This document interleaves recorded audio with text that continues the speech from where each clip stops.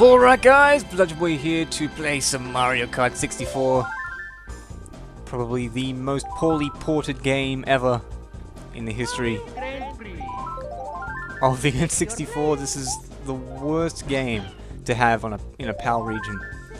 First off, the game plays like 17% slower because this game runs at like 25 frames per second, and the American version runs at 29.97, around 30 frames per second. And back then, they had no idea what they were doing when they were transferring games from NTSC region to PAL region, because you have to change how the game works. You have to like recode stuff. So instead of recoding anything, they just made it run slower, which is horrible, especially for a racing game where the whole point is to go fast. No, and you also got the black borders on the top and the bottom, which I can get rid of for you. But like, I'll take out my phone and just show you how ridiculous this is. So there's the N64 down there with Mario Kart in it. You got the video cable here, which is plugged into the back of it. That goes into here, because the capture card I have won't accept the N64 cable if I plug it directly into the capture card, which is over there in the back of my computer. And you can see all the cables there. Those colored ones are the ones for the capture card, the colored ones. And so, because the N64 outputs a really low resolution signal that will not work with my capture card, I have to upscale it using this box. This is just a DVD recorder that I have. This is just composite out. That goes back there. And it's just a mess. It's just a mess of wires. And I'm wearing socks because it's cold. Seriously, it's freezing. It's winter here right now. It's fucking cold. And this thing is going out of focus for no reason. So yeah, that's what I have to do, because the N64 over there outputs a signal of 320 by 240 or 320 by 288. The capture card does not accept anything lower than 576i, which is the same resolution you get on like a GameCube or a PS2 or the Wii or an Xbox, the first one. Because it will not accept anything lower than that, you have to upscale it. The dumb thing about that is, though, that there are, as I said, like 576i, that's like interlaced. There's also 576p, which is progressive scan. I won't bother explaining what those are because it'll take me too long. But hopefully you know what interlaced and progressive scan is. But if you put in the 576p, and you have the N64 plugged directly into it, it will come up for like a second. Like half the frame will come up as the N64 picture. Because 288p means it's 288 columns high. No, not columns, rows. 288 rows of pixels. And 576p is 576 rows of pixels. And 288 is half of 576.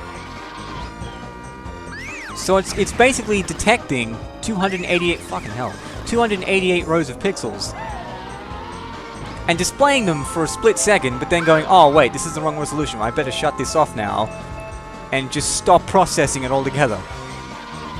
Which is just, it means the capture card is 100% capable of getting a 288p signal. It just isn't programmed correctly to do so. And they could add it in with a very simple software patch. Which I find sad, because I studied software and stuff for 2 years in high school. I'm not good at it. I can't program anything very well, if at all. But even I can figure this shit out. So you should be able to figure this shit out. Blackmagic, who makes my capture card. Which is an otherwise awesome capture card. It works great for the PS3, but if you want retro stuff, you need fucking homebrew situations like leaning a DVD recorder up against your desk. And having fucking cables running everywhere. I'll also mention that the video files come out interlaced because the DVD recorder is outputting in 576i, which is interlaced. Which means I have to deinterlace a signal that was never interlaced to begin with, and it comes out looking really shocking if you do it wrong. I fiddled around with this for an hour or so, an hour or two, a few days ago, just trying to figure out how to make it look not shitty, because it just kept coming out like crap when I tried to do it. Like, I'd use one deinterlacing method and it would work for half the video clip, but then the other half of the video clip would look blurry, or to have ghosting, or whatever the fuck. It's just stupid. And the only reason any of this has happened is because some dickhead decided a while back that different countries needed different video standards for absolutely no fucking reason. Why? Why do we have to have different frame rates and different resolutions for different countries? Like, now you don't have to worry about that crap because HD is global, it's worldwide. It's the same resolution and the same refresh rate and the same frame rate fucking everywhere. But for whatever reason, that wasn't good enough. Back in, you know, the 50s, 60s, 70s when they were creating these analog standards. And now it's just horrible. I hope they regret that decision for the rest of their goddamn lives, man. They've made my life a living hell. But yeah, this is Mario Kart 64. It's an awesome game. When you take away the fact that it's ported and butchered. I don't know what it is about this one that it's just not really. I don't know. I think it's more nostalgia goggles than anything else. But this is my favorite one by a long mark. This is definitely my favorite one, even though the GameCube version and the Wii version have way better graphics, and the NDS version, Mario Kart DS, has way better AI. Not better as in they're better than you, but better as in it just makes more logical sense. Because they have a thing in racing games, it's in pretty much every racing game, called Rubber Band AI. Rubber Band AI is a way to program AI such that if you're lagging behind, they'll slow down so you can catch up. And if you're way ahead, they'll speed up so they catch up to you. So the AI is always somewhere near you. To make it seem more competitive, I guess, for no matter what your skill level is. The problem is with that, is if you're really good at Mario Kart, and I don't mean to brag, but I can get ahead of the AI pretty easily, as you can see. And I mean, in the N64 version, it's not too much of a problem because, you know, the AI never get red shells for a start. They never ever get red shells. You can, but they never do. They don't take shortcuts, and they're stupid like that. Let's see if I can get this. Yeah! I almost never get that. Especially not without a mushroom. But anyway, so Rubber Band AI is usually okay in this game. But in the GameCube version and the Wii version, the AI does get red shells, and they also get blue shells, which are the ones that come after you if you're in first place. And in the Wii version especially, they go absolutely fucking nuts with blue shells. It's insane! They bombard you with them, so no matter how good you are, if you get bombarded with blue shells, the Rubber Band AI is going to guarantee the AI is always fucking directly behind you. Crap. Whoa, damn.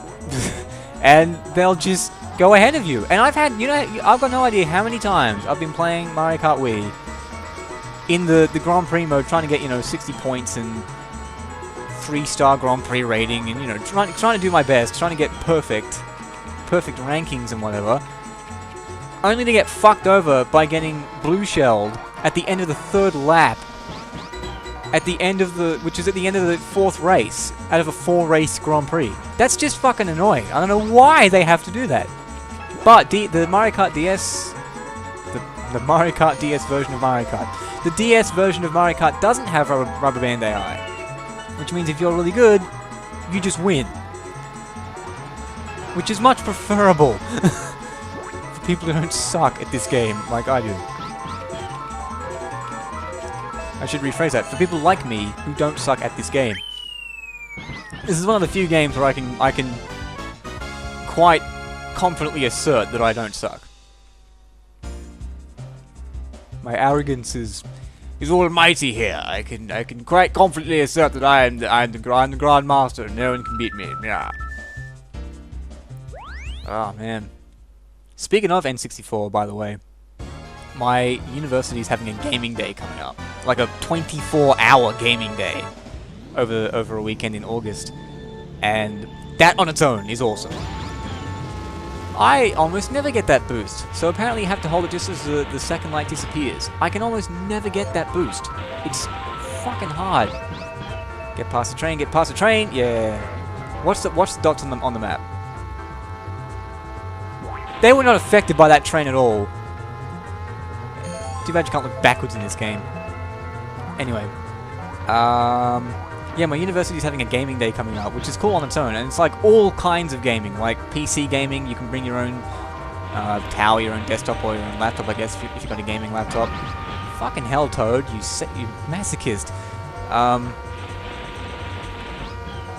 And you can play. I assume they're gonna have like a giant LAN connection, and you're gonna have, you know, StarCraft and World of Warcraft and League of Legends. Counter-Strike and blah blah blah. They have all those games. They've got console games. They've got tabletop gaming like Dungeons and Dragons and stuff. They've got an anime and manga section. They've got live dances. They've got all kinds of shit. It's gonna be insane. See, if you watch them, they'll stop. But if you can't see them, they'll just go right through that fucking train. So yeah, 24-hour gaming there. You can pay like $10 to be there for 7 hours, or you can pay $25 and you can stay for the whole day. Which is pretty cool.